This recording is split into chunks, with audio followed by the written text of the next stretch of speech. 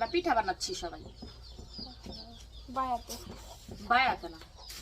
আমার গাজীপুরের মানুষের এই পিঠা ছাড়া ঈদ লাগেই না যদি কেউ পিঠা বানান লাগে ডাইরেক্ট আমার খবর দিবেন আমি অনেক সুন্দর সুন্দর পিঠা বানাই করি আতো দইছে না গাইস যা আর দইছি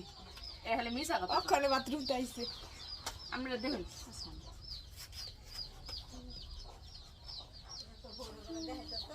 হ্যাঁ এই আমার শ্বশুররা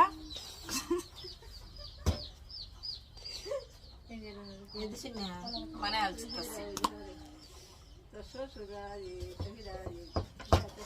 হ্যাঁ আমার শ্বশুরদের জন্য বানাচ্ছি